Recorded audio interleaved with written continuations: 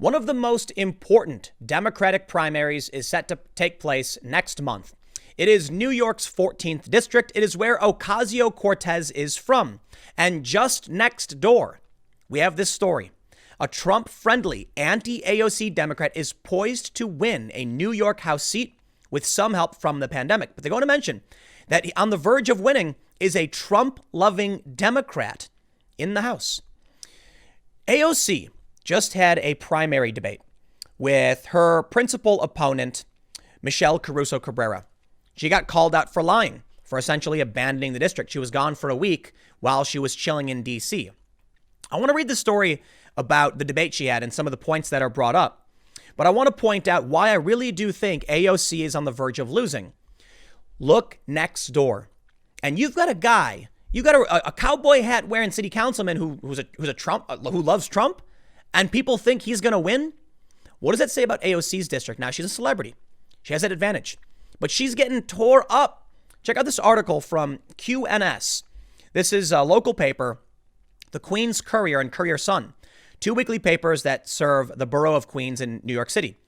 Ocasio-Cortez and Caruso Cabrera debate for first time ahead of June primary for NY14. Well, good on AOC for doing the debate. She kind of boxed herself in because she had challenged the previous Democrat, Joe Crowley. This is a D plus 28 district, I believe, or like D plus 30, I think, which means there's not going to be a real Republican contender, though a bunch of Republicans are running. We'll see how things play out. If AOC wins, I think a Republican could actually win, to be honest. I want to read this story to you because I want to show you what they're saying about AOC when she got in this debate. She got tore up. And then I want to talk about this Trump-loving Democrat who might win. That, to me, is evidence AOC could really lose. It's a Democrat district, man, but they might still be okay with Trump. Check this out. The story says, the gloves were off Monday night as the candidates for the NY14 congressional district squared off for the first debate prior to the June 23rd primary. Interestingly enough, the Bronx Times spoke with the campaign for Congresswoman AOC Monday morning and was given no notice of the upcoming debate. Yeah, seriously, I didn't know this either. The event, hosted by BronxNet TV, featured AOC, Michelle Caruso Cabrera, and Barden Khan. Sam Sloan, who had technical difficulties, could not be heard. Throughout the hour, Caruso Cabrera unleashed venom at AOC and did not hold back. In the past week, she had accused AOC of not wanting to hold a debate, and now she had her chance. Caruso Cabrera said she values the Democratic Party and is the daughter and granddaughter of immigrants. She described how her family worked overnight shifts and her father was one of the first to go to college. I want to help the people in Queens and the Bronx achieve the same American dream that my parent and grandparents did when they came to this country, she said. Why is AOC always missing in action? Caruso Cabrera questioned where Ocasio-Cortez had been during the pandemic and accused the incumbent congresswoman of being more concerned with TV appearances rather than being a Democrat.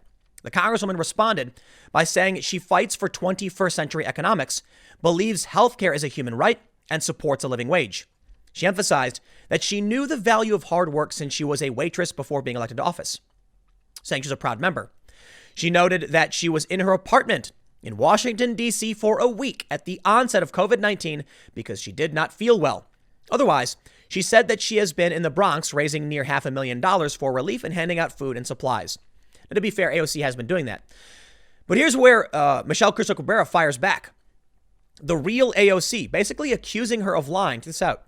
In her first debate, Michelle Caruso Cabrera, candidate for New York's 14th, exposed her opponent AOC for lying to the working people of the Bronx and Queens. AOC is a liar, and the debate recording proves it. Caruso Cabrera called her out, quote, AOC remained in her luxury apartment in Washington, D.C. for 10 days while people were dying in the Bronx and Queens. AOC responded by saying she wasn't feeling well. Well, check this out. Here's what they say. The truth is she was feeling fine.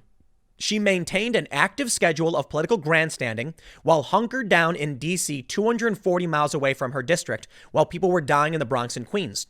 AOC's active schedule while she wasn't feeling well, March 27th, impassioned speech on the House floor. March 29th, Instagram Live with Megan Rapinoe about stimulus checks. Ah, yes, the women's soccer star who is suing over equal pay. Not feeling well? Well, she had no problem doing a live stream with the famous female athlete. March 31st, 5-minute Instagram Live video that includes her making this TikTok. All right. April 1st, Make the Road organization at 5 p.m. Where do you think your constituents were when they were feeling ill with the coronavirus? It sure was. Where do you think your constituents were when they were feeling ill? It sure wasn't DC or Whole Foods. It's disappointing our congresswoman who was elected by the people ignored us during the height of the crisis. The message is clear. AOC cares more about her ideological agenda and her personal celebrity than she does about the people of her district. It's time for the working people of this district to have a voice. I want to be able to unite and bring results to our communities, concluded Caruso Cabrera. AOC first responded something like she had just finished this vote and was just, biding her time, preparing to leave. She didn't mention anything about not feeling well. It seems to me it's a clear lie. Whether or not you actually like her or don't like her, there are some things to praise AOC for, which I think, would be fair. She doesn't always just go with the Democratic Party, though she has kind of fallen in line in recent times. She's called out big tech. She's talked about, stopping the revolving door of lobbyists to Congress with Ted Cruz. These are things I think are great, and I commend her for. But I do think that her bombastic nature is bad. It's basically the same thing I criticized Donald Trump for. I would prefer politicians who weren't like this. I would prefer maybe I'm just a bit too pretentious, I guess, because I would prefer political discourse that wasn't based in just insulting each other all the time. If AOC wants to lie, sit around in a luxury apartment, she could have just said so. She could have said, look, I just worked a whole lot. I had fought really hard for my constituency. I spoke up and I had a few things scheduled. Not everything is always based around being in your district 24/7. There are real things you can do to help by raising awareness on various issues and being in DC. Just because you're in DC doesn't mean you're not helping your district. Perhaps that would have been a better response. But here's why I think we may actually see AOC lose.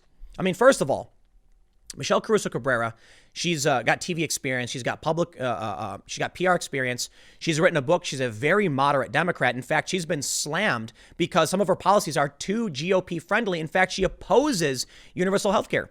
She says it takes away the health care from working people and their choice. That's bold. That's to the right of where I am on health care. So she's got policies and she's written about policies the Republicans really, really like. I think she's as Republican, as conservative as you can get in a D+30 district. So yes, she's the child of two generations of immigrants, Latina, very much so a Bronx resident, very much so a Democrat, but right there in the middle. Now take a look at this story. Newsweek says New York's 15th congressional district, with Yankee Stadium at its heart, is home to some of the country's poorest and most diverse people, an Obama oasis bordering AOC's neighborhood. And yet it is on the verge of electing a Trump-loving Democrat for its open seat in the House. I tell you what, man, these urban elites might claim they like Trump, but I think that Trump's got a lot of secret support they don't know about, or people who like Trump who are lying. The Democrat is Reverend Ruben Diaz Sr., a flamboyant cowboy hat-wearing New York City councilman who immediately distinguished his views when he announced his run in 2019, saying, I am the opposite of AOC in the South Bronx. Right away, he probably lit up a ton of people who are like, that's my guy. I'm voting for him. It makes me wonder. AOC is a Twitter personality. Her followers are on Twitter. I wonder if her district really likes her. I mean, look at the amount of people who are running against Ocasio Cortez. It's nuts. There's like 5 people on the Democrat side, like 7 people on the Republican side. A lot of people were inspired to run against her. For how long? Joe Crowley, the incumbent that AOC beat, nobody cared. Unopposed, unchallenged. It was like 14 years or like, I don't know, he's in there forever. The 4th highest ranking Democrat. AOC squeaks by 17,000 votes in a district of 750,000. And all of a sudden you have all of these people riled up against her. I don't think AOC has the support. I really don't. I mean, it's gonna be nuts if like Ilhan Omar, AOC, the squad, they get purged. The election's in November. The primary is coming up in a month, and because AOC is in a D+30 district, the primary is what matters. I'm not confident that Ocasio Cortez can win the support of her district, which you got to realize. But I could be wrong, right? We'll entertain both sides. Listen, AOC has championed fringe internet politics, okay? If you have 330 million people in this country, it's not hard to find 6 million that will agree with you, but where are those 6 million? The people who push these ideas are an internet community of fringe individuals across the country, not a community. AOC panders to them. So what happens to the people in the Bronx who are probably much, much more moderate? So much so that they'd actually vote for a guy who came out, put a cowboy hat on and said, I'm anti-AOC and I love Trump. And now they're going to vote for the guy? That's what they think is going to happen? What do you think is going to happen in AOC's district? You're going to find a moderate like a Michelle Caruso-Cabrera who's going to run and she's got 3 names, apparently. You know, she's a Latina. She's very similar in a lot of ways to AOC. I think she'll easily capture the people who want a calm, rational, moderate Democrat individual to rep them. It's probably not Joe Crowley. It's definitely not AOC. I think Ocasio-Cortez has spent so much time on the internet. She's been pandering to a group of people that don't have any majority in this country. Online, they seem to be in the majority because all of these different, fringes, it's like literally the fringes being folded up and bunched together and amplified online. But in any of these communities, how many people in AOC's district hold these fringe views? I'd be willing to bet relatively few. But you take the little bits from her district, the little bits from Seattle, the little bits from Portland, Los Angeles, Chicago, all these cities, and then you end up with her having a large following online. Mind you, a lot of people who follow her probably hate her and follow her just because they don't like her. But I think she's attracted a fringe online community. We'll see how things play out. That was big that she didn't show up after that vote in DC for a week and that she was doing live streams with celebrities. I mean, that's going to look really, really bad.